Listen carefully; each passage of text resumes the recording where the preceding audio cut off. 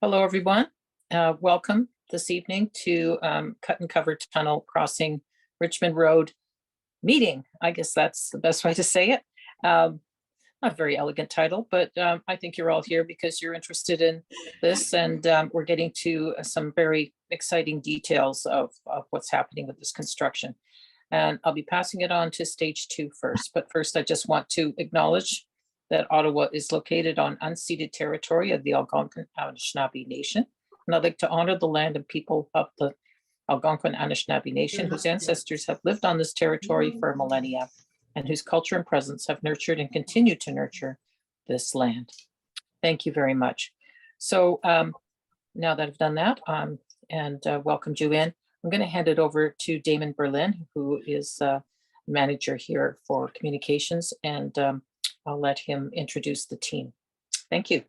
Well, thank you so much, Councillor, for the introduction, the kind words, and also the promotion. I am Damon Berlin. I am the stakeholder lead for Ward 7. I know many of the faces here in front of me, and I thank you for joining us. Before I get started, I just wanted to quickly introduce my helpful counterparts at KEV, our consortium that is delivering the Stage 2 project. We have Jamie Robinson, who's their Director of Communications and Stakeholder Relations. And then there's Susan Barrett, who is his second and is a wonderful resource and asset to the team. I thought I had Rosanna here, and I also have Charmaine, and both are wonderful, wonderful people who I rely heavily on daily. Now, what I want to say before we get started is that this presentation is not meant to scare anybody. It is not meant to pretend that there's anything different. In fact, what I'm going to show you, likely you will have seen out of your windows or as you walked around, because this is quite a repeated methodology. And what I wanted to do is, because this is now getting closer to people's homes, I thought it was really important that everyone fully understand the work, the machines, the timelines, and the hours of operations.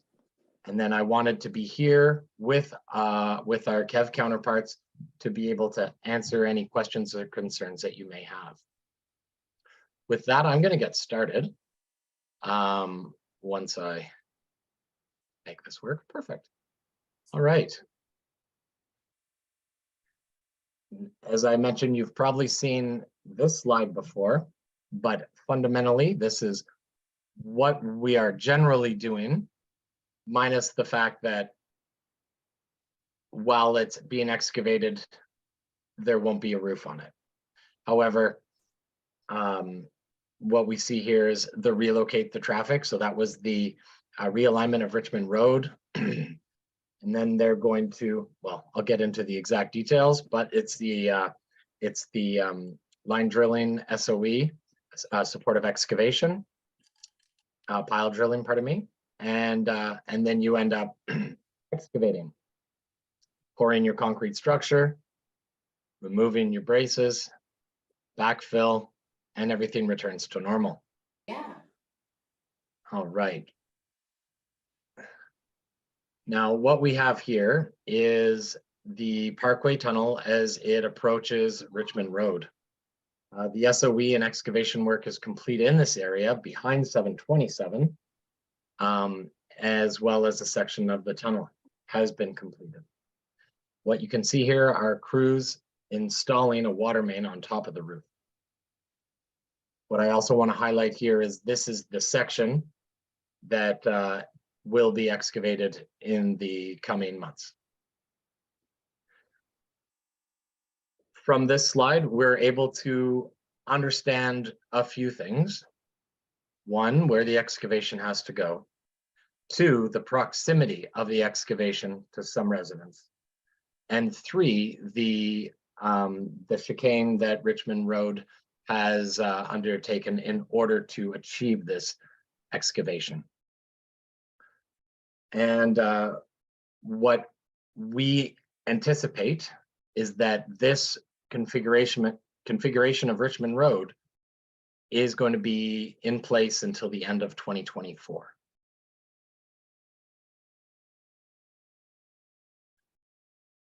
Now, there are certain steps that have to be undertaken in order to create that tunnel that the trains will one day pass under or pass through.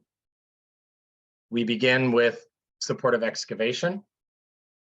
Now, in this case, we are anticipating 50 soldier piles, and they will be drilled. And they anticipate that this work is going to start on April 3rd. They possession the fact that this is likely going to occur 6 to 7 days a week until mid-May. They do not have the authority to take that work overnight. But I want to remind everyone that overnight means after 10 p.m. and before 7 a.m. I acknowledge that some of us like to go to bed before that. However, with the City of Ottawa's limited construction period and season, these hours are required in order to achieve what is required for private development as well as city building contracts and projects. Once the 50 soldier piles have been drilled, you are going to see excavation, and that will include the lagging, the struts, and the whalers. Now, anyone who's been following the presentations of the last 2 years, will have a basic understanding of what those elements are. And I do have some photos in the following slides. The anticipation is that the excavation activity will be ongoing daily for about 12 weeks. The excavation activities are also not allowed to occur overnight. Well, some elements are, however, the majority aren't. There won't be any hauling. That means no fill will be dumped into empty metal bins that are dump trucks, creating those really loud staccato sounds that no one likes to hear at 3 a.m. They will not be using any hoe ramming or hydrovacking. They will be allowed to use a small excavator, a little Kubota, that will work within the confines of that excavation. As we saw with the area just further south within the Byron Linear Park, that becomes concrete pours after the waterproofing and rebar installation. And then once the roof is poured, that's when we get to see our road backfilled and our road returned. They do anticipate that the tunnel work will be ongoing daily until the end of. For those of you who weren't facing east, if you're in 75 Cleary or did not see the pile driller as it was doing its work in the old 747 lot, this photo is an example of the machine that will be doing it here. And this is a photo that was taken in November 2021. Pretty wild, the progress. This is a larger excavator, not the smaller ones that I described. So when the SOE or supportive excavation work is complete, the excavation activities begin, including the installation of lagging and struts and whalers. The picture shows the excavator as well as the struts. And we will be having a presentation on Wednesday where we'll see some more examples of the work that goes through these tunnels. And once as I mentioned, as an example, this is what we are going to see. We'll see the roof poured, which is the 4th element after the invert slab, which is the floor, the 2 walls, then the roof is poured. Once that occurs, then backfilling can begin. And that is what our end goal is here. This picture was taken in October 2022 and is just west of Cleary. As I mentioned, the hours anticipated for the work will be from 7 a.m. to 10 p.m. On Sundays, if they do work Sundays, that won't begin before 9 a.m., but can go as late as 10 p.m. When we're talking about the 50 soldier piles, that's what they've said in recent construction meetings, that they will be working from 7 a.m. to 10 p.m. The overnight work, as I mentioned, will be limited to less impactful work. We always anticipate the requirement to service heaters and generators, as well as the smaller excavator, as I mentioned earlier. During the day and night, you will anticipate seeing work, cranes doing what they do and hoisting. You'll see welding and excavation. There is quite a bit that is undertaken in this area, and I know it might feel like a long time when you live right next to it, but it's not that long considering the amount of work, effort, and coordination that has to go in to making this a successful element of the project. I don't think I necessarily need to tell you these things, as you are more than familiar that there is noise, there is dust, and there are chicanes of roadways. Now, Kev does sweep the streets. They won't be sweeping the big hole, but if we get into warmer weather, fingers crossed, I know we're all looking forward to that. What we are going to anticipate is if there is a dust, then they would use water to suppress that.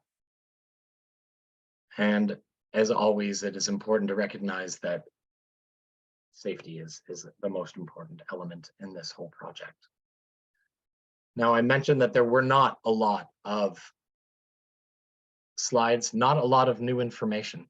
What I want to have happen here is for you to be fully aware of the hours of operation, the type of equipment, and the type of work that is going to be undertaken. I want you to feel comfortable to reach out to me offline at the email address you see here, damon.berlin@ottawa.ca. I also want you to feel very comfortable asking any question you have right now about these kind of works. If you're comfortable doing so, we have the people here to help answer those. Thank you so much for listening. And now we can open the floor to questions.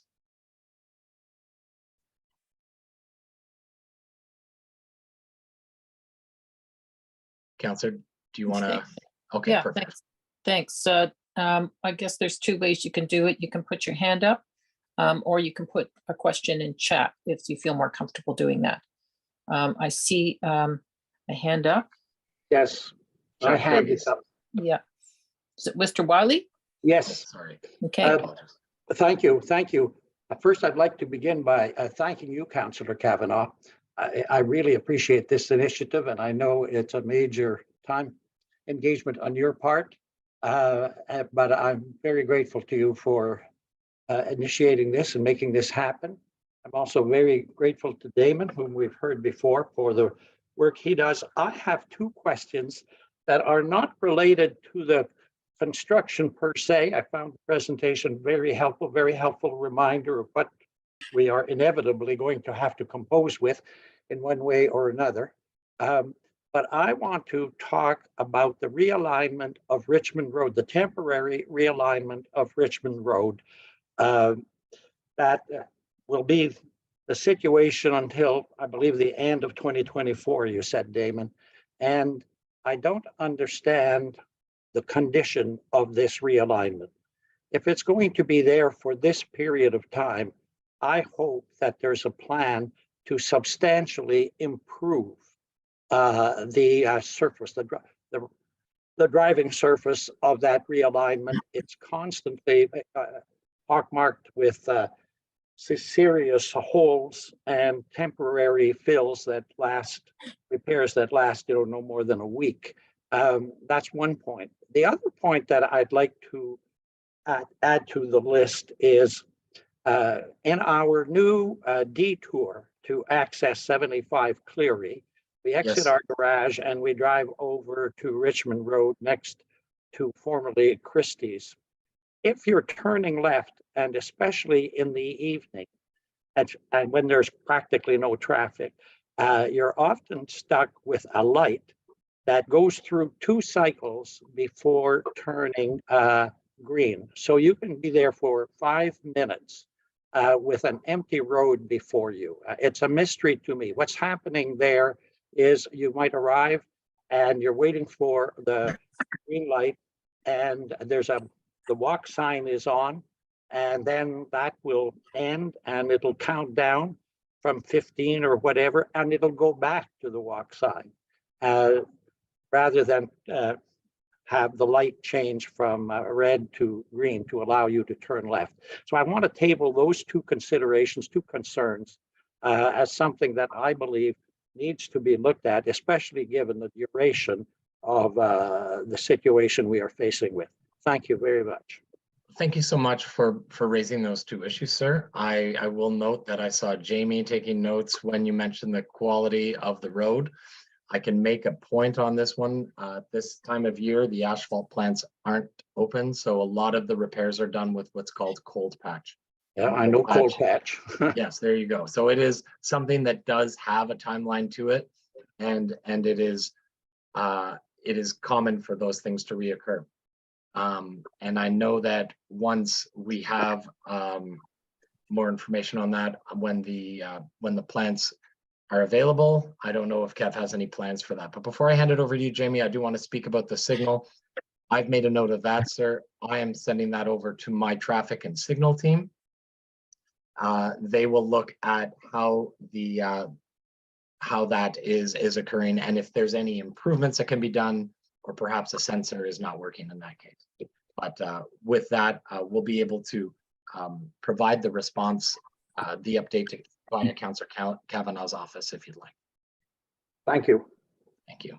Jamie, did you want to speak about the road? Yeah, thanks very much, Damon. And yeah, thanks for the question and comment, Mr. Wiley. Really totally understand that. Damon was quite correct in that about the cold patch and the time of the year. The reality is also because when we actually implemented the Richmond Road realignment was actually in January. So it was a crappy time of year to be paving. It was a crappy time of year to be opening up the new alignment. So yeah, we're fully cognizant of that, and we recognize that conditions are less than ideal right now, and we'll make sure that particularly when the plants open up, we can get a good resurfacing in that area. Thank you very much. You're welcome.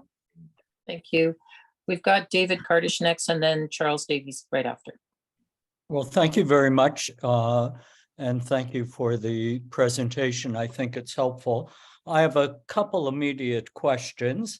The first is, I don't think anyone who doesn't live on the 2nd floor of this building facing Richmond Street should underestimate the amount of noise, dirt, dust, garbage that we've had to deal with. Number one. Our windows are continually dirty. We appreciate we've had some additional funds available to the building to actually clean the windows, but I think that needs to be now sped up to at least once a month for those of us on the lower floors to have them cleaned. So I'll just make that comment. I'll throw that out. But I do have one other comment, which really quite surprises me, is that on Sunday, you will be working from 9 to 10 p.m. if you have to. But on Saturday, for some people in this building and this community, Saturday is also a day of rest. And to have the hours from 7 to 10 p.m., I think is wrong. I think they should be the same hours as for Sunday. And if there are Muslims in the building, it should be also changed for Friday. I think you have to be respectful to all of us. And those are my comments right now. I'll come back with other things, but I thank you. And I just feel that that's something should be responded to. I appreciate that comment, David, more than some or others, but maybe not. I do want to say that it is not Jamie's decision or Kev's decision what the allowable hours of operation are. In fact, it is the City of Ottawa and the Province of Ontario that outlines the hours that work can be undertaken. That is not a stage 2 issue. That is not a Kev issue, and that doesn't make it okay. I truly appreciate the position that you are presenting, and it is not equitable. This is true. So does that mean that our counselor will take that up with the city on behalf of us in the building and try and ensure that whatever rules are established for Sunday are also established for Saturday and for any other group in the building? Okay, thank you, David. And yes, I will. I'll take that. I'll take that forward. I appreciate that. Thank you. Welcome. But I would point out that that would likely not occur while this element of the project is undertaken, sir. Yeah, Just to set expectations properly. yes, I can't say this is going to be a turn on the light switch kind of thing. So being as the amount of planning that has to go into construction, but I think it's fair to raise it, and I will. I think that that's a fair point. That being said, also, of course, Kev is allowed to work any hours they are entitled to. And I know that Jamie will hear these words and take them to heart, and will look at the schedule with his construction manager and see what and where opportunities exist. That being said, unfortunately, no commitments can be made at this time. I'm sorry. And will you also look at the cleaning of our windows, which are just filthy? They're filthy a week after they've been cleaned. What I am unfamiliar with is that we have, as the project, has Kev contributed to the cleaning of windows, to your knowledge, Jamie? No, Damon and David. So we have not contributed to the cleaning of windows at 75 Cleary. What we have done for 75 Cleary is, as Doug Robertson and Charles Chuck would know online, is that we have contributed to the cleaning of the garage, the underground garage. We've done that. I'll speak with our guys, and maybe that it's something that we can do. We can look at doing some cleaning of the windows when we're done the work. I wouldn't commit to something on a regular basis and things like that. But I'm certainly prepared, David, that we can take that back when the work is done here, and we can give it a work with 75 Clear to give it give the building a good clean. Doesn't help, but okay. I will say, sir, that I was working on the project in stage 1, and we went through downtown, and boy, did we make a mess. The only windows that were washed were the windows that don't exist anymore, but there was a huge excavation done to make the Lion West entrance, Lion Station West entrance, and it was right beside a restaurant, Dana's Indian Cuisine. And if you looked out the window from that restaurant, you would be looking down into a huge hole. Those windows were cleaned, as Jamie noted, at the end of construction, but they didn't see any value in doing it during construction due to the fact that it will just be like that the next day. That being said, that was a different consortium as well, so I don't mean to paint Kev with the same brush. Okay, thank you. Charles Davies? I just want a point of clarification, probably from Jamie. So Damon mentioned the dropping of soldier piles. I take it these are essentially secant piles. They're the concrete, the big concrete drill, fill the whole thing up, and every other one gets filled, gets a steel bar in it. So that they're secant piles is what we're hearing, right? Correct. Okay, that's fine. Thank you.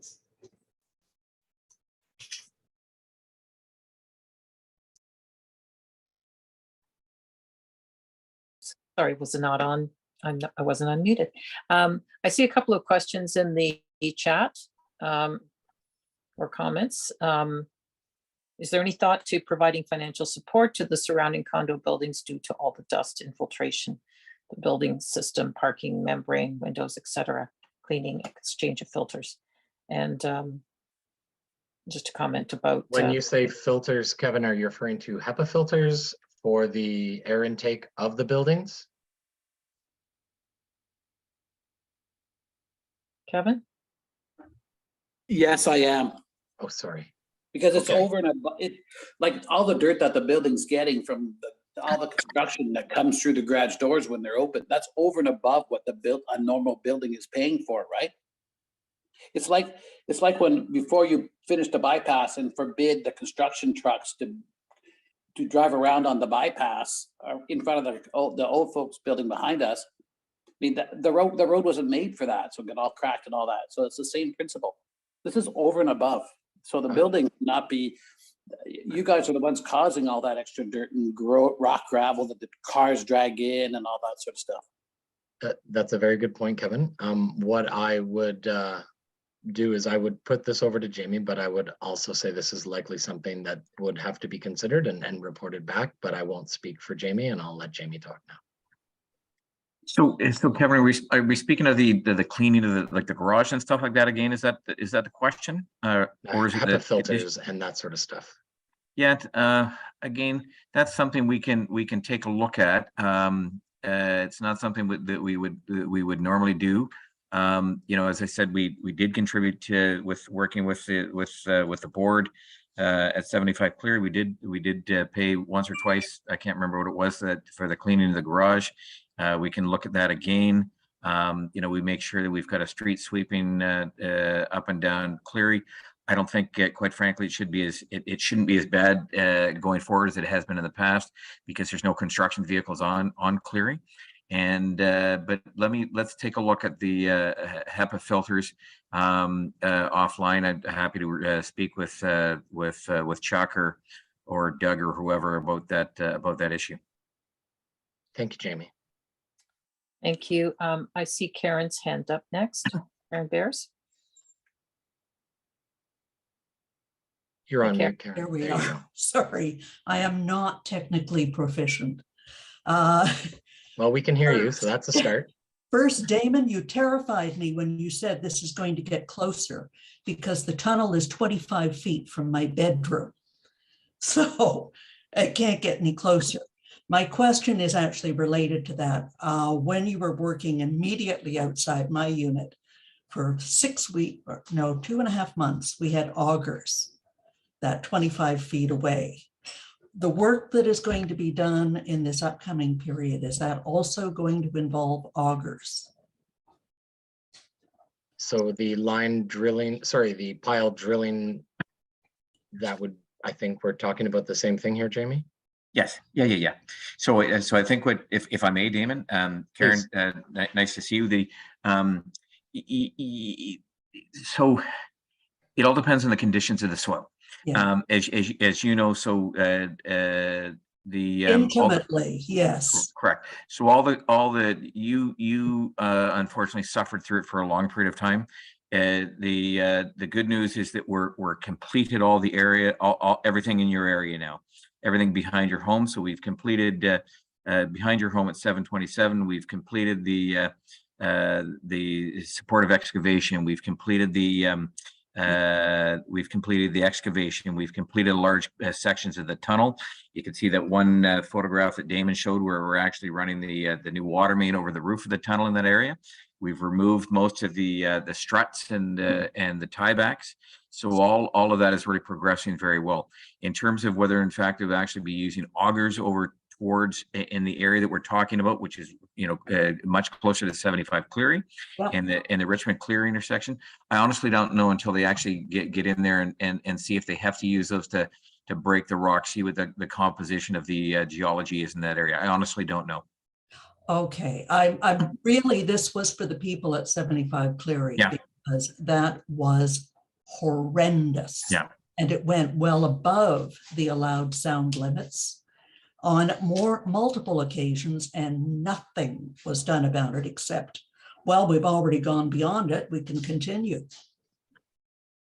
Now, Karen, the one thing I want to say about the allowable sound limits is for Kev to be compliant to the contract to allowable sound limits, that is averaged out over a 16-hour period.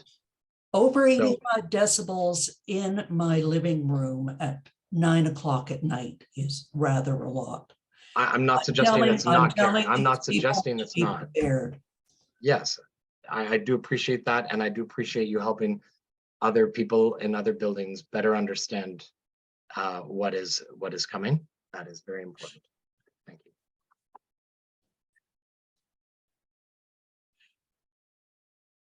I think Thanks. Scott We has got a his hand up. question in the chat about from Beverly. How long will we have to use the detour route?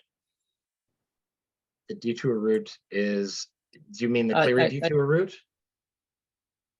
Beverly, are you there?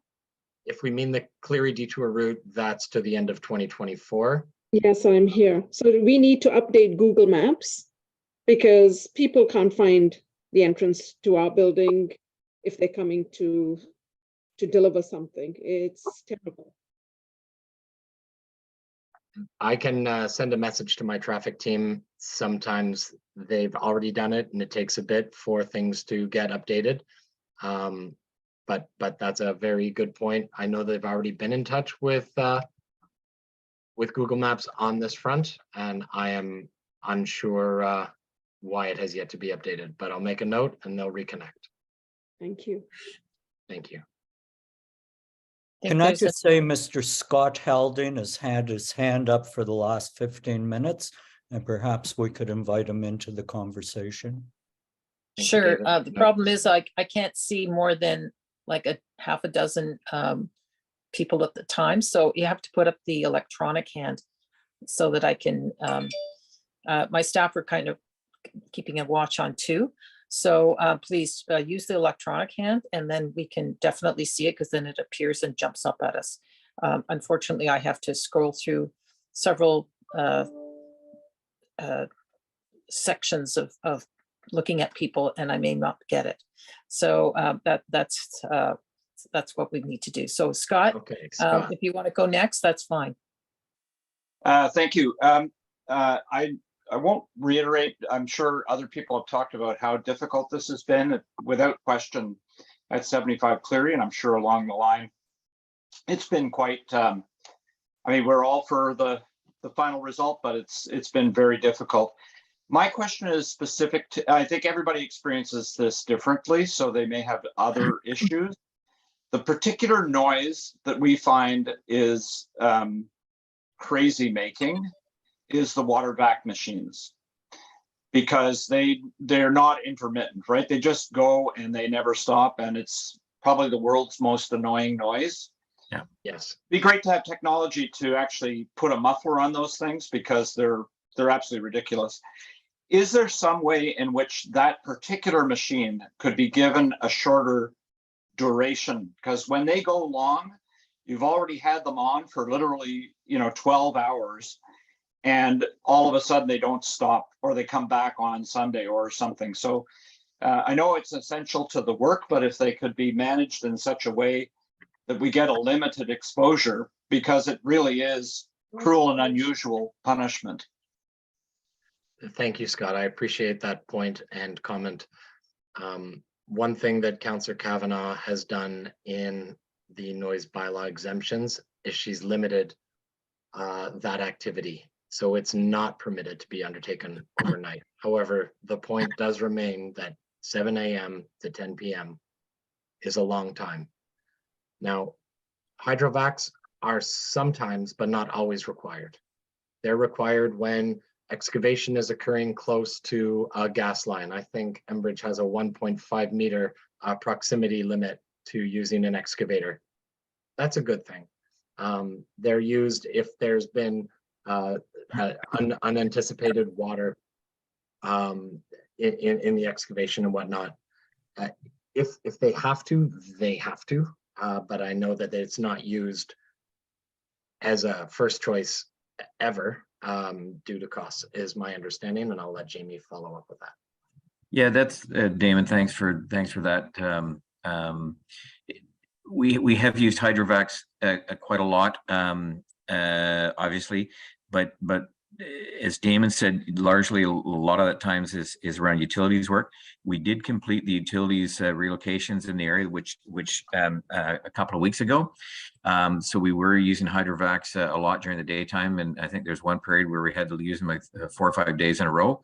But all that work is sort of largely completed. So that allows us to get into the next phase of the work, which is the supportive excavation work with the drilling of the pile. So I don't anticipate there will be as much. There shouldn't be a need for hydrovac operations as much as there wasn't, certainly as much as there was in the past, because we've done the work with around the utilities.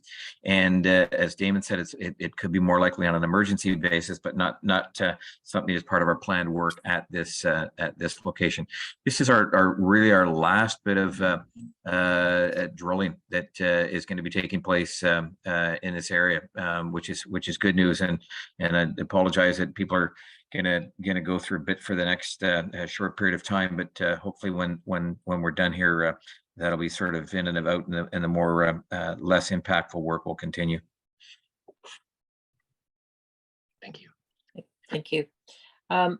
Before we get to John, I see your hand up, but there was a question from Sharon in the chat about who do we contact to get a structural assessment of our home done now in case there is damage caused by the construction. Sharon, the pre-condition assessments were undertaken in 2019 by Kev at the outset of construction. At that time, people within the zone of influence received letters, and individuals came by to take photographic and videographic evidence of the structures, buildings, homes, what have you. That was, yeah. So what I don't know and what I don't believe, and I will let Jamie speak to this, but I don't believe precondition assessments can be undertaken once construction has begun. So thanks for that. It's partially correct, Damon. And here's the point. Why don't Damon, if get in touch with Damon, and Damon you can get in touch with me. We'll have a look at that. We've been able to do that. What we sort of do is we can put a line in the sand now. So we can't sort of go back to, because I don't know where you live and what your address is and the like. And so what we're able to do is we put a line in the sand, going forward, and sort of say, hey, we can't address anything that may or may not have happened in the past related to our work, but going forward, we can certainly go in and do a pre-construction survey now. Even though we're in the midst of it, we can certainly go back and do that. We have done that in other areas, just to give folks a little bit of a baseline, a little bit of peace of mind. So we're happy to do that, and just get in touch with Damon, who can connect you with me, and we'll go forward on it. Thank you, Jamie. Thanks. That's great. We'll go to John now, and then we'll go back to chat questions. Thank you. Thank you very much. Sorry to have only joined the meeting in progress. I think I get in about 7:10. I had some connection difficulties. First of all, Councillor, thank you very much for making time tonight to hear us and join us. My name is John, and I'm president of the board of the corporation 75 Cleary. It's what I wanted to do was summarize some of the feedback I've received from owners and residents, all 96 of us at the 75 Cleary, and I'd probably organize that into 3 bins. The first is I think probably costs imposed on the corporation. So I heard that you don't clean windows, that some discussion about that, but the reality is that the corporation has absorbed costs from it. We have cleaned garages, and Jamie, thank you very much for picking up 2 garage sweepings last winter. The garage can still be pretty dirty. We've actually acquired sweepers ourselves to help keep down the dust and make it a little better for everyone, given the amount of grit that's brought into the place, right? But that is the only financial compensation to date that our corporation has received from either the city or the developer, right? We have had window cleaners looking at our buildings saying, you know, we're going to put the costs way up to clean them this year because there's so much dirt and grit on them. So we're being pressured that way. We've had other costs imposed on us that I just wanted to address that point. We're absorbing those, but let's not kid ourselves. Like, we all are into lower condo fees, trying to keep fees good. And we've got cost pressures on the corporation courtesy of the LRT project. And there's absolutely no question about that. So let's get that very clear from the word go. The second bin that I wanted to address is communications. And the worst of that was around the recent water shutoff that we experienced. I myself went downstairs at 10 o'clock at night and found a notice taped to our front door with duct tape, indicating that the water would be shut off for 8 hours on Friday and Saturday. Immediately, you know, got on writing emails. Chuck was involved in that. Well, maybe Chuck wasn't, but others. Jamie certainly was, to try and postpone the water shut off, indicating that we need prior notice, in part because when we shut down water to a major building like ours, somebody's got to be on site to manage that shut off. So that's just the way it works. Otherwise, we're going to ruin our water system in the Continental. And that's exactly what happened, because on Saturday morning, the city came in and shut off the water in an unplanned way. And we had sediment build up in the water system. We had costs, and we're actually trying to pass that along to the city right now. But that was an inadequate notice from City of Ottawa Water. They eventually postponed it to the following Tuesday night, I think. And we had adequate notice that way. We had our contractor on site to be able to properly manage the shutdown and putting the water back on, but that just didn't happen to us. So it's that second bin is communications, and that was the worst example of communication. But all along, some of the notices to the board, to the building, that certain work is going to be done, it helps to have an advance notice of that. I myself, as the president of the board, have never received a notice of anything that happened, not to the board. Chuck has been our special advisor, and I know that he's done great work on that. But in terms of like all of the communications around it, we've never done that. And we were never part of the whole discussion around with the Unitarians and what's happened when it was all closed off. That was the Unitarians. Some deal was struck with the Unitarians to maintain the road coming in and out. But there were no communications directly with the board on this, to the best of my information. Chuck was there. I know there was an information session at the Unitarians, but all I'm saying is trying to give a few examples and underline that where communications can be improved, including going forward. So for example, the major work is going to be done right now to dig the tunnel through the intersection of Cleary and Richmond. We managed to get a notice out to our residents saying, this is going to be done. You can expect, you know, noise, whatever, just so we can give people a heads up that the work's going on. So kind of communications, question mark. Third point, third bucket, public safety. Public safety. The state of that intersection through the winter was absolutely abhorrent. There was inadequate plowing. People didn't know which way to cross that street. There was inadequate maintenance all along. There were policemen sometimes that would get you across that street better than anyone else. And we're looking at people from Unitarian House in a kind of disabled state that were forced to go up along that pathway and cross that street. I used to see this guy like he could hardly walk, and he's pulling himself through no, you know, snow wasn't plowed. So whatever planning that way was bad as well. That intersection this winter was really challenging for a lot of people. And and a lot of people that I knew that. So this is resident input back to me, right? So it's just not me, but saying I felt unsafe crossing that, or and I know that some people have written about that, but that was a big one too. So there was like craters in the whatever, right? So So overall, Jamie, I know we've dealt with you at times, and you've been very responsive, and thank you for that. Thank you for that. And I know that you have the interests of our building at heart. I know that. Communications with the city, I don't know where they go, like gone, right? The whole situation around Ottawa, water, gone. So I think in terms of those three buckets, anyway, that's some of the feedback. And I know it's a very difficult project. I know you hear a lot of feedback coming at you this way, but most of it is people are living in a construction zone, having bought a fairly good condominium in Ottawa, and they are living in a construction zone and getting very tired of it. So I think if you can, the degree to which communications be cleared up, that people can be responsive to the costs that we're experiencing, and especially if there are issues around public safety like occurred at that intersection, those need attention. So those are some of the feedback I've got you from myself, but also how people have reviews to me. Thank you very much. I appreciate you sharing that, what you hear from your position. That is a very helpful for what we do here. I will speak to a few of those things. Drinking water services is a beast unto their own.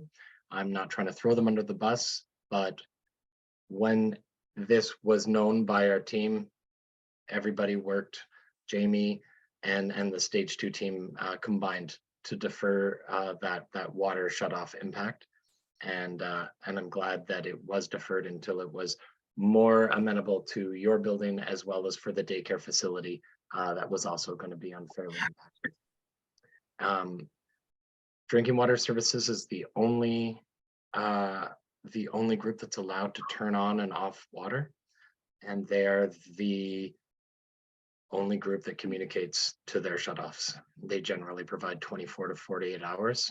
In my experience as a resident in the city, that's been my experience. With respect to the Cleary detour and the lack of communication to 75 Cleary, the reason why the Unitarian House was part of that conversation is because they're the landowner. And as a landowner, they were the ones that struck the negotiated deal between the First Unitarian Congregation and KEV. The City of Ottawa was not part of that negotiation, is not part of that deal. That being said, once that deal was struck, I did present to to Unitarian House, and we ensured that 75 Cleary had the information and an opportunity to speak to, well, at the time that was Megan Alexander. And I don't know exactly how that played out, but I do know that that information was there.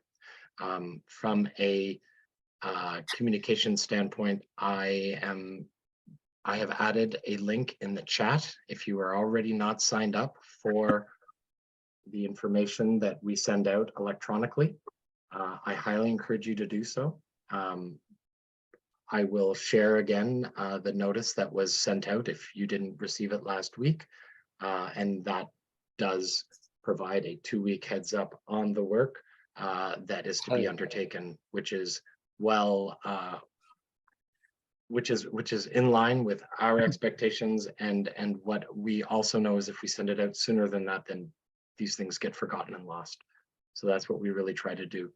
And then to complement that point, John, that's what this meeting is about. It's about communicating to the residents who are going to be impacted. And then certainly we want to share that information, and we want to hear your feedback. Jamie, I think some of those points you might want to speak to as well. Yeah. So John, we early on, you may have been here. I'm not sure when you joined, and thanks for your comments. They're very well taken. Let's have a bit of a conversation offline if there's something. I mean, again, we said we did the garage cleaning. If there's something we can do around windows or maybe look at the HEPA filters or something like that. We'll let's take that offline and have a bit of a conversation and see what that looks like, and if there's something we can do there. Communications, 100%. We can always continue to improve the communications, and if you've got any good ideas for us, I think it'd be great. I know what went on with the water shut off recently, but again, it's how do we who do we get the communication to? is it you, is it Chuck, is it whoever that when we send these notices, how can we work together to get that to people in the building? And we're happy to, even as well as if you wanted to provide us access to the building when we put a notice out, we're happy to send in a team, or I'm happy to come in myself and just walk door to door and making sure people get hard copies if that's preferable. So I look to you to sort of give us any sort of additional ideas in terms of how we can improve the communications. I think would be great. Public safety, huge issue. And again, we recognize, because again the implementation of the Cleary detour back when we did that, and then we had a transition period before we put in the Richmond Road realignment. Damon's quite correct. We one of the things that we took on is that because we had call it a land deal with the Unitarian congregation. We piggybacked on their snow clearing, street cleaning contract to make sure that that entire roadway was cleared, that the new pathway was cleared, and things like that. What was a little bit that wasn't great, I 100% agree, was the old intersection of Cleary and Richmond. Because it took a little bit of because that was new for so Kev's position was that we weren't cleaning the sidewalks in that area, because again we weren't as long as we weren't blocking them and constructing right there, that should have been a city responsibility. And I think that sometimes, quite frankly, they missed that. So but safety is a significant issue, and again, appreciate you bringing those to our concerns. Call me directly or work through Damon if there's any issues you identify going forward. We're happy to work to as quickly as we can to get out there to address issues. I know that a couple of times we've had fences going down, and I think Doug had called me once, and there was one that had fallen down right in front of the building at 75 Cleary, and we were able to get a crew out there immediately to address that. So again, anything that we can do to enhance safety, whether it's through signage or cleaning or whatever it is, we will do that immediately. Thank you, Jamie. Thank you. And they have your contact information, don't they, Jamie? Yes, I think so. Yep. Great. I'm not sure how to put my electronic hand up. That's why I'm waving my Oh, actual. okay. All right. Sorry about Thanks, that. Scott. Sorry to jump in, but just as we were talking about that, I thought John did an excellent job of capturing our overall feedback. One thing that is really important to me, and I think for many residents in our building and in the neighborhood as well, although the street being blocked off probably limits access by the neighborhood, but is the access to the park and the NCC property along the parkway there at the bottom of Cleary. So that little park with, after many trees were removed, too many in my view, but at any rate, they were trees that I guess had to be removed. The park was protected, and I was told by everybody I spoke to that park was going to be preserved as it is. When the water main was moved, the park was actually that promise of not encroaching on the park any further was actually broken. And the park, there's a big gouge basically taken out of the park where they have where the water main or one of the water main elements is sitting. They also have built kind of a ridiculous pathway to kind of go around that takes away almost the entire park area that is adjacent to our building. And we had no notice of that. All of a sudden, the park disappeared and this pathway was built into the middle of it. Is there going to be any further encroachment on that green space? Because it's the only access we have to green space.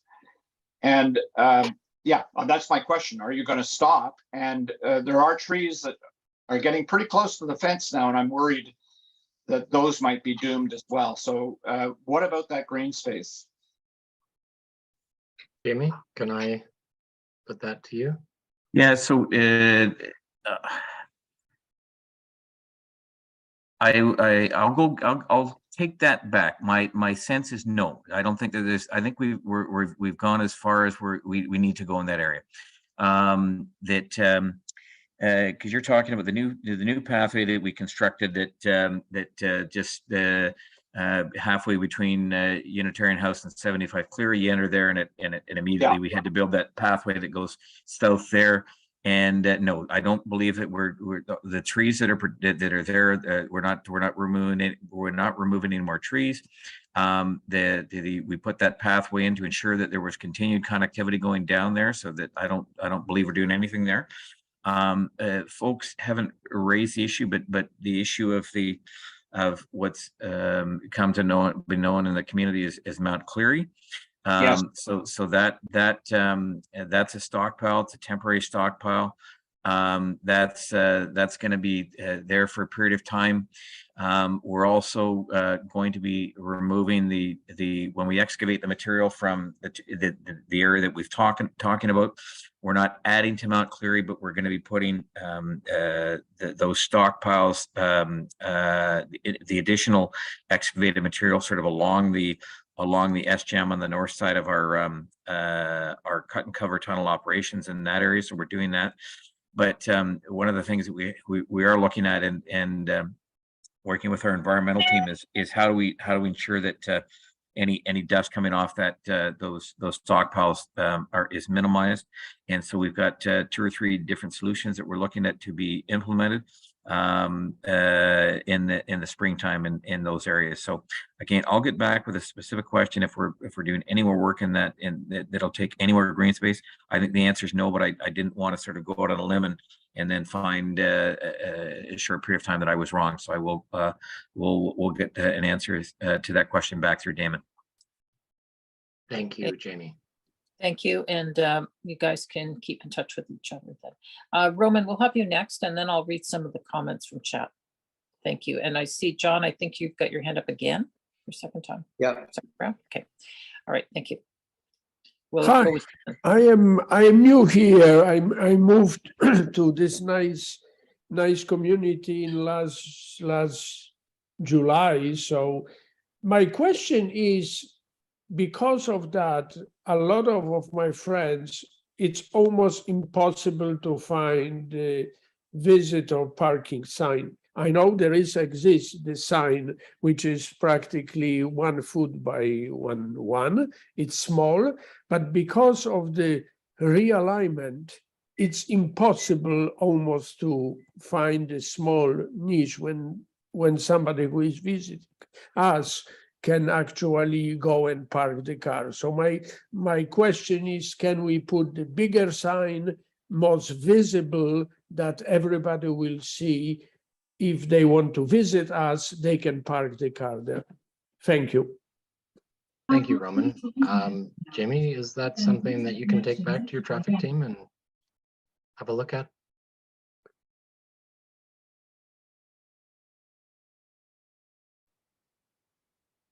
Yes? Sorry, I missed that. Was that from you, Damon? Yeah, sorry, Jamie. I was just asking if you'd be able to take that back to your traffic team. Yeah, 100%. Yeah, my apologies. To look into that. I can do that. My apologies on that. My speaker here was yapping something at me. No worries at all. So Roman, Kev's going to look at installing a sign or signs to help facilitate finding of the visitor parking as per your request. Thank you. Thank you, sir. Okay, thank you.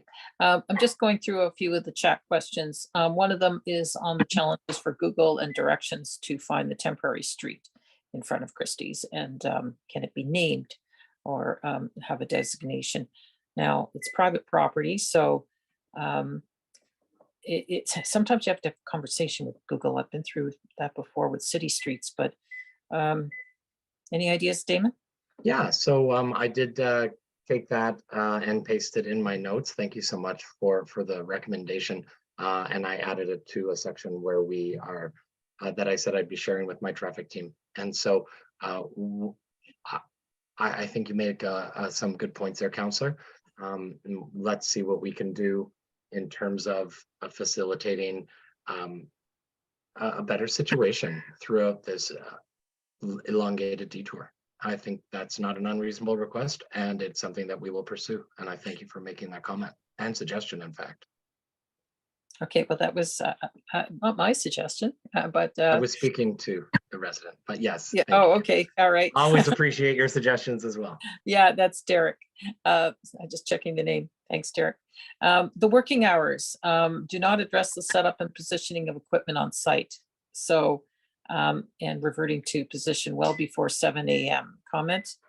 Yes, of course. You might remember when I was referring to the hours of operation, and I noted that there's a noise bylaw exemption. Now, the noise bylaw exemption allows for light activities, including the maintaining of pumps and heaters of vehicles, even light excavation. In the morning time, when vehicles come on site and get ready, well, the vehicles warm up to be ready to work for 7. And so they'll be staging and doing those activities. If you find that that the workers are being unnecessarily loud, we've heard that before. We talk with Jamie. Jamie talks to the team. It gets dealt with. That is the way that we're dealing with those issues. However, the staging of vehicles and whatnot, assuming that they have broadband beepers, is something that should be expected, not only in this area, but across the alignment with Kev's work. Thank you. This is sort of around the time of hours as well. To set expectations, we understand that the pile driving can occur anytime between 7 and 10, 6 days a week, slightly reduced on Sunday, for the best case of 6 to 7 weeks. What is the expected duration of this activity in worst case? So those of us that normally work from home can make alternative arrangements. A very fair comment.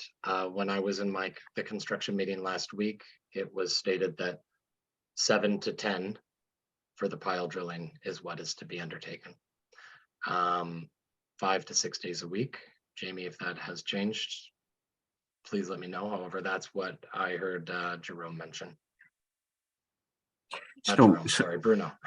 No, so a little bit. So I think that when I'm reading the question there, I think that folks are asking if we are working these hours, how many weeks is this going to go?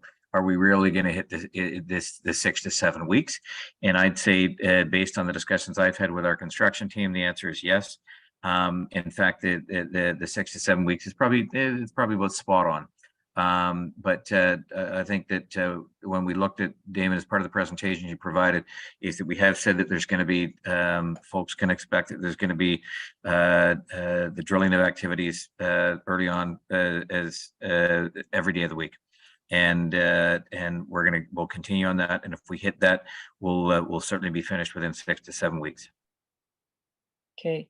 I wonder if Sultan, if you also meant like the duration of the sound, like when you start doing the sound, how long does it last as well? Like if you're going to schedule a call a little later, because you know it's going to stop at a certain point. If that's the case, the drilling operation would be quite consistent if everything you've seen on the rest of the excavation is consistent with what we expect to see here. So that would be, if you did have a busy meeting and you were facing south and you were close, then I might suggest you're making a good thought there. Thank you. Okay. There's, I'll get through a couple more and then I'll get back to the hands up. The protective fencing on the park edge has now been removed, leaving the site unprotected. It's a comment. I believe that is in reference to the Cleary Park that was being discussed when I saw that pop up. And I know Jamie will take that back to the safety team. If there's a requirement for a fence, Kev will put the fence up. Okay, and what is the plan for temporary mountain of all dirt, rocks, cement? So if I can just interrupt, those are Sorry. connected actually, because it's Mount Cleary that's knocked the entire fence down. Okay. So Mount Cleary has spilled into the park and Thank you, taken the Scott. fence down. There is no Thank fence. you. The other thing I should mention, sorry, while I'm at it, each of those trees that were protected more than 2 years ago, now 3 years ago, still have the remnants of a snow fence around them. And those poles have fallen down and the fence has fallen down. The city lawn contractor is running over them on a fairly consistent basis, major hazard. So those fences around the trees, if those trees are truly protected, should be removed. And the fence at the base of Mount Cleary should be replaced. Okay, thank you. Thank you for those points. I know that Jamie will take those back to his team. Yep. I see a question for me in the chat regarding the multi-use path in the park adjacent to Cleary that heads towards the tunnel of New Orchard. And of course, that's where the Britannia Winter Trail actually put a winter trail there. So it was usable all winter so that people could ski right from there and go as far as the other side of Britannia Park. Just mentioning it. They're just wrapping up their ski season now. But that is NCC land. So the city is not responsible for NCC land. I believe that their plan is for the south side of the parkway is meant to be more of a walking path. And the north side along the river would be more of a bicycle path. So that is the intent. But their timing for repair work on that, I don't know. I know it's pretty rough. I've seen it. It was actually great when it was covered with snow and it was packed down. That was much nicer. So thank you. But that'll have to be posed to the NCC. And I don't know if we're ready to discuss that yet, but we can do that. Thank you. Now I'm going to go back to hands. And is it John? Okay, John, we're back to you. Okay, I just wanted to provide a few reactions to what was said, and I'll be very short. And again, Councillor, thank you, Jamie, thank you all. I'll bin that according to the categories that I said. Firstly, on the impacts on the corporation, I'd like to leave the meeting with a sense that there's an openness to assisting with whatever costs that we're going to be experiencing. The most pressing of that is the cost that we experienced from the recent water shutdown, and we're dealing with the city that way, asking them to absorb costs. But I think there will be others down the road. And Jamie, I know you kindly offered to come once the snow is all gone and take a look at the front of the building. We need access to there for window cleaning. I don't even know how the window cleaners can get in there. So we're going to take a walk around in the building, but we can show you some of the other issues that we're facing. So that would be very much appreciated. Okay. On the topic of communications, yeah, David, I get it. I get all the notices, right? Okay, great. Right. And you do a good job on that. And thank you for that. But I'm talking about more the kind of communications where there's a major issue coming up. You got to get on the phone, this is coming up, whoever that person is, to let us know that something is bigger up is going to happen that way. So an example of that I might give you is the deal with the Unitarians. We're outside of that. So I found out much later, and I think it was this winter, that, they're responsible for all of the snow clearing, including right up to our property. The city is no longer going to plow your road. That was never told. It was news to me anyway, right? So just things like that, Very are a bit fair irritating, point, because we're paying to get snow cleared, and it'd be nice to coordinate how the snow is going to be cleared, and you find out by virtue of a deal that was done with the Unitarians so we're impacted, right? And we'll be impacted. I very much appreciate that point. Yeah. So it was that kind of communication, like pick up the phone and, but thank you for all your, the good work that you do on communications. Thirdly, public safety. I don't know what to say about that, but it was really scary. The only additional point I would add is, again, living in a construction zone. I don't know how that would work, but screens are put up, barriers are put up, signs are put up, and the place looks terrible outside the front of our door. It is terrible. You look down to a hole, there's like crappy screening, there's fences that are, going all over the place. There are barricades that the cement has been used 10 times before. It looks awful. So I hope this summer, and that's part of the walk around, Jamie, that we can take a look at it and really try and beautify it a bit. I've seen concrete planters used in places with some nice flowers, something that will pick up resident spirits a little bit. Yeah. You kind of go out of there, you see that every day, and people don't, and I know that's a really small point, but I think it's an important point as well. And I think a proper consideration went into how we are living and what you can do for us that way, just to perk it up a little bit. We take great pride in the gardens at the Continental, believe me. There's a volunteer team that have those looking super every summer. Now we can't even get access to one side of the building. And they're looking out and they're seeing this. So if something can be done to make it look better, that would be truly appreciated as well. So, but again, many, many thanks for everything that you are doing. Thank you, John. I appreciate that. And Jamie, I know that you can definitely take a look. We can go for a walk as well, and then your team can be quite responsive, and we can come up with some ideas perhaps. Yeah, John, the points again very well taken. Again, we'll do that walk in the next couple of weeks, and absolutely. Lou does a great job if he's still organizing all your gardens and plantings and stuff like that. And happy to continue to work with you guys and see what we can do. So when you walk out of 75 clearing, you're looking at a construction site. What are you looking at? What are you seeing before you look at that construction site? If there's something we can do to spruce that up, I'll immediately connect with our guys to see what we can do to making sure we've got appropriate silt mesh along the fencing or echo barriers, which is even better it's not only good for the sound, but it's good for the keep dust and dirt and stuff like that on our side as much as we can. So yeah, let's take a look at that very soon. Okay, thank you. Yeah, you're welcome. Spring is here, so make it a little easier to get out there. Officially, anyway. We know it's Ottawa, so it's not really 100% here. Thank you very much. I don't see any further hands, and I think I've gotten through all the comments in the chat. Correct me if I'm wrong. But so I can do a last call if there's anything that's missing. However, I think, don't worry if you think of something like 5 minutes later or whatever. You can reach out to Stage 2 LRT with Damon, and Rosanna's here as well. And of course, Jamie with Kev. So thank you very much for taking the time to come out this evening. I really appreciate it. I'm glad you had a chance to chat. I think it's really helpful. And I think there are some communication things that can be smoothed over when we just sit around and talk. So I appreciate the work. Thanks, Damon, for thank you, Councillor. I just interrupt really quickly. Derek asked a question just at the end here, and I'd love to provide a quick answer.